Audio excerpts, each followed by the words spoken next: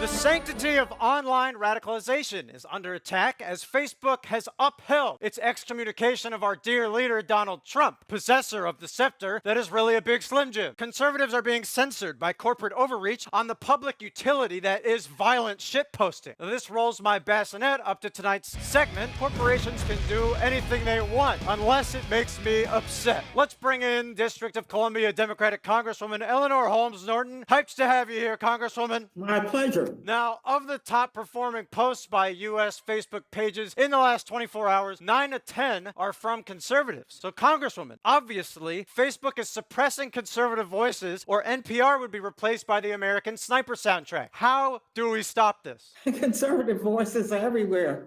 They're coming at me left and right, but mostly right.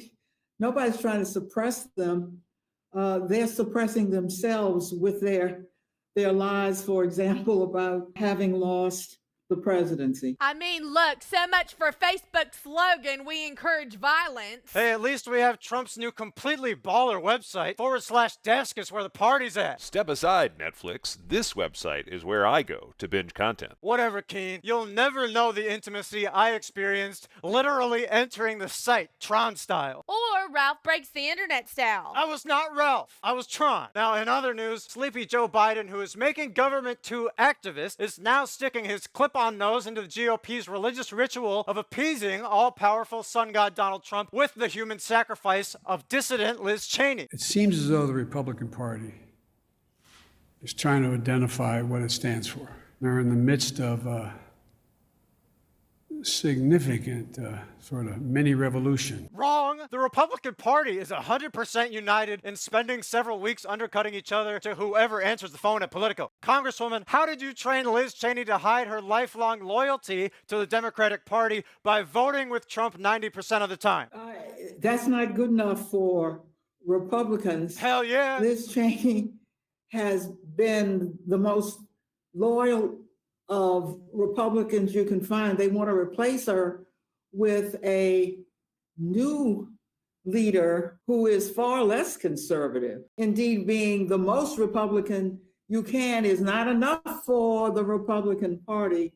You got to be Trump Republican, or you're going to lose your leadership post. My organization, Right Path to Victory PAC, is trying to unseat Cheney by vetting primary candidates. We have our eyes on a candidate out of Cheyenne that's a tipped-over rusty tractor painted with anti-Indigenous slurs. Got my vote. Moving on. A rogue group of United States citizens are unfairly fighting for congressional representation despite only having a population larger than Wyoming and Vermont. Here's Mayor Muriel Bowser explaining why diverse, mostly Democratic Washington, D.C. citizens deserve the same rights as the states it immorally became bigger than. We function as a state in so many ways. We're treated as a state throughout federal law.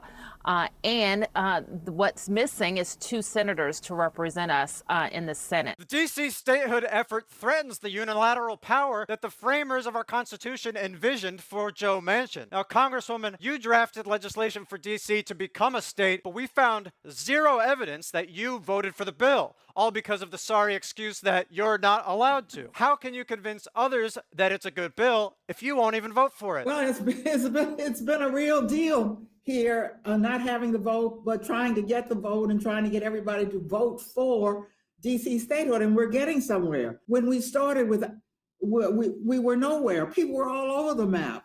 Now, 54% of the American people now support DC statehood. But Joe Manchin says he's not in favor of DC statehood. Why are you breaking ranks with the entire Democratic Party of one man in West Virginia? He's the one that's breaking ranks with the entire Democratic Party. 90% of Democratic senators support DC statehood, and I am predicting that with the next election, we will get more Democratic senators, and we will be well on our way to becoming the 51st state. I mean, DC becomes a state and you're looking at a domino pizza effect, okay? Every other state's gonna want a DC, okay? California, DC, Kansas, DC, Washington, DC. Absolutely. Now, are we seriously going to make Washington, D.C. a state before Mar-a-Lago? I mean, we already know the state bird, a goose choking on a can of Heineken. Now, moving on, Fox and Friends host and chronic bewilderment sufferer Brian Kilmeade interviewed kids about how how COVID has affected their school year and failed at right-wing media's toughest challenge, not being publicly humiliated by a child. What do you miss most about not being in school? I think that we're very, very close getting back to school. And I think that the way that our new president is handling things is a very good way. And we would not have gone to this if it were still the last president. Really? That's hard to believe because the last president was saying, I want every kid back in school. Now, I'm as big a fan as anyone of Brian Kilmeade. No cable news host can get his tie stuck in a locked car door like he can, but he came across way too thin-skinned here. Let me show you how to outfox these know-it-alls. Here to comment on how COVID has affected her daycare is my producer's daughter, Eleanor Savini Buckley. Thank you for joining us. So, baby, the Biden administration has been extremely cautious on reopening daycares. How has this affected you and your friends? Oh God, she's not saying anything. Are you refusing to talk to me because I suck, feel like a fraud, and just know that everything I do I'm gonna mess up? I'm so stupid. I don't deserve this job at all. I've always thought that. I feel totally alone in this world. I feel detached from my body. Don't laugh. What do you know that I don't know? Did Kilmeade put you to this? He knows I'm full of crap, doesn't he? You're a mean baby, and I'm telling on you. Ahem. Congresswoman, tell her I'm a big boy who hosts a good show. I'm not going to tell a baby what baby can hear with his own ears and see with his own eyes. One baby talking to another baby. Baby, what is that? It's not fair. I want one. Someone get me one of those. Ah! Whoop.